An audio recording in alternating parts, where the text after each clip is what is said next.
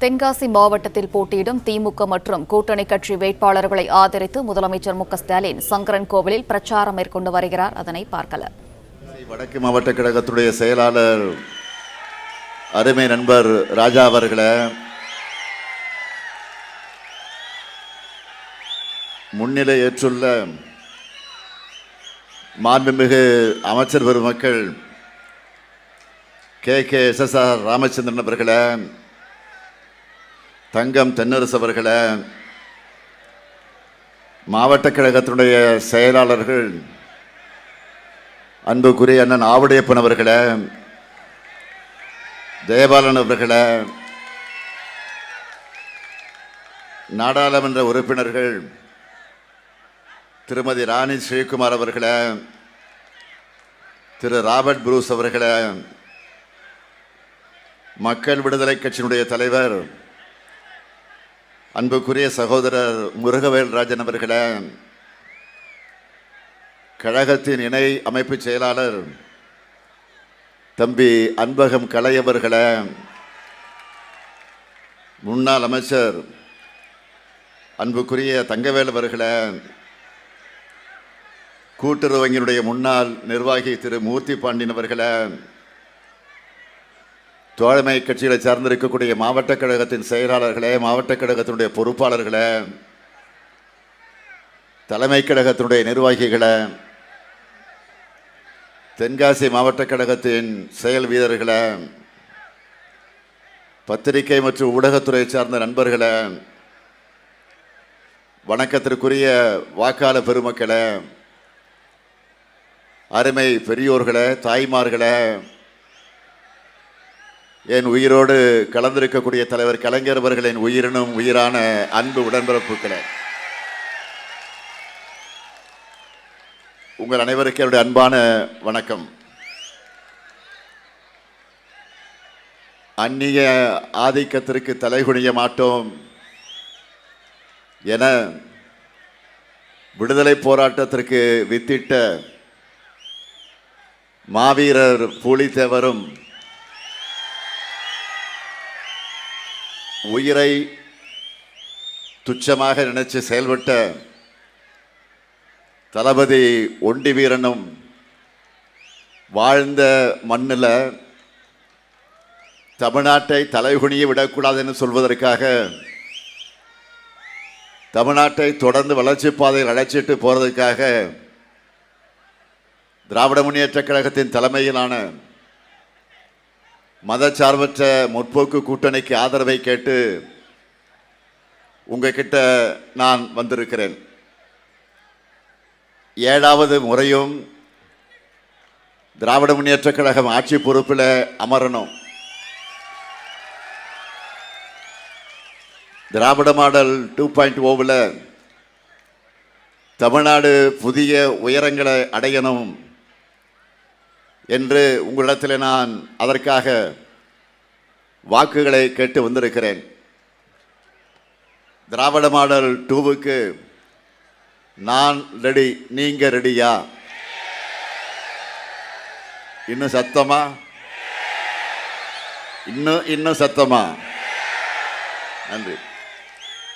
அதுக்கு இங்கே மேடையில் நிற்கக்கூடிய வேட்பாளர்களை வெற்றி பெற வைக்கணும். அதற்கு நீங்க தயாரா? முதல்ல வாசுதேவநல்லூர்ல போட்டியிடக்கூடிய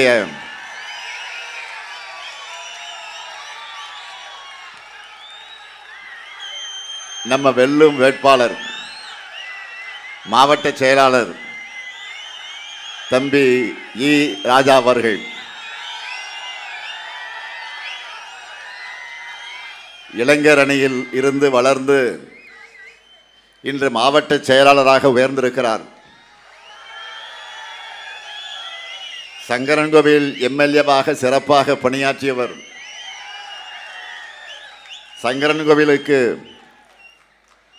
பல்வேறு திட்டங்களை வாங்கி தந்தது போல வாசுதேவநல்லூருக்கு நிச்சயமாக வாங்கி தருவார். தம்பி ராஜாவுக்கு வாசுதேவநல்லூர் மக்கள் உதயசூரியன் சின்னத்தில் உங்க பொன்னான வாக்குகளை அளிக்கணும். அடுத்து தென்காசி தொகுதி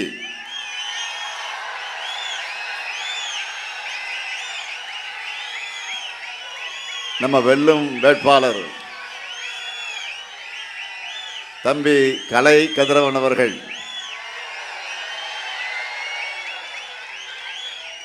பல ஆண்டு காலமா என்னுடைய நிழலா பணியாற்றி வரக்கூடிய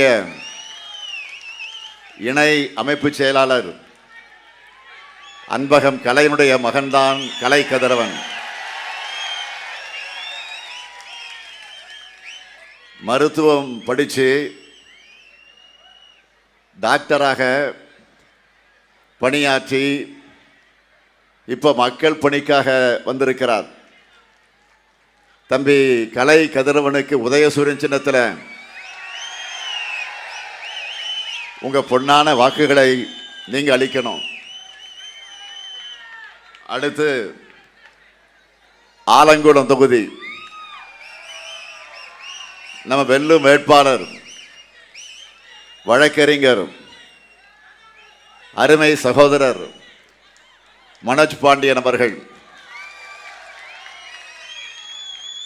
முன்னாள் சட்டப்பேரவை தலைவர் பெருமதிப்பிற்குரிய PS பாண்டியன் அவர்களுடைய அன்பு மகன், 2 முறை MLA, மாநிலங்களுடைய உறுப்பினர், எப்பொழுதும் தொகுதி மக்களுக்காக உழைப்பவர் திரு மனோஜ் பாண்டியன் அவர்களுக்கு உதயசூரியன் சின்னத்தில் உங்க பொன்னான வாக்குகளை அளிக்க வேண்டும். அடுத்து கடையநல்லூர் தொகுதி மறுமலர்ச்சி திராவிட முன்னேற்ற கழகத்தை சார்ந்த நம்ம வெல்லும் வேட்பாளர் திமு ராஜேந்திரன் அவர்கள். மாணவர் திமுகவில் போராட்ட குணத்தோடு வளர்ந்தவர். தென் மாவட்டத்தில் அண்ணன் வைகோ அவர்களுடைய அன்பை பெற்றவர். மறுமலர்ச்சி திமுகவுடைய துணை பொதுச் செயலாளர். 30 ஆண்டுகள் மக்கள் பிரச்சனைக்காக போராடியவர். கொள்கை தோழமையான திமு ராஜேந்திரன் அவருக்கு உதயசூரியன் சின்னத்தினுடைய பொன்னான வாக்குகளை நீங்கள் அளிக்கணும். அடுத்து சங்கரன்கோவில் தொகுதி காங்கிரஸ் பேரியக்கத்துடைய வேட்பாளர் அருமை சகோதரர் ராகுல் காந்தி அவர்களால் அறிவிக்கப்பட்டிருக்கக்கூடிய திரு கணேசன் அவர்கள், முன்னாள் ஒன்றிய அமைச்சர் திரு அருணாச்சலம் அவருடைய தம்பி மகன்தான் அவர்.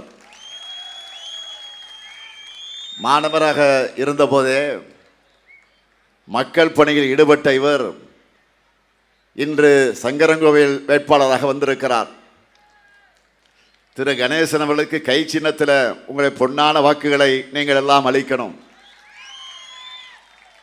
தென்காசி மாவட்ட மக்கள் இந்த 5 மதச்சார்பற்ற முற்போக்கு கூட்டணி வேட்பாளர்களை வெற்றி பெற வைப்பீங்களா? வெற்றி உறுதியா? கேட்கல சத்தமா. வெற்றி உறுதி சொல்லிட்டாங்க. வேட்பாளர்கள் இப்ப அமரலாம். இன்றைக்கு நாங்கள் கொள்கை கூட்டணியோட வந்து வாக்கு கேட்கிறோம். இன்னொரு பக்கம் பாஜகவும் அதிமுகவும் உங்ககிட்ட வாக்கு கேட்க வராங்க. ஆனால் அவங்களால தமிழ்நாட்டுக்கும் தமிழ்நாட்டு மக்களுக்கும் என்னென்ன நன்மைகள் செஞ்சிருக்காங்க என்பதை ஏதாவது சொல்ல முடியுதா? எந்த கொள்கை அடிப்படையாக வச்சு கூட்டணி அமைச்சிருக்காங்கன்னு வெளிப்படையா சொல்ல முடியாத நிலை இன்றைக்கு அவர்களுக்கு. கூட்டணியாக இருந்தாலும் அதில் பல பேர் பழனிசாமியை ஏற்றுக்க மாட்டோம், என்டிஏ தான் எங்க முகம்னு சொல்றாங்க. அந்த கூட்டணியோட லட்சணத்தை சொல்றேன் பாருங்க. பழனிசாமி அவர்கள் ஒரு வார்டு கவுன்சில் ஆகிறதுக்கு கூட தகுதி இல்லாதவர்னு அந்த கூட்டணியில் இருக்கிற அன்புமணி சொன்னார்.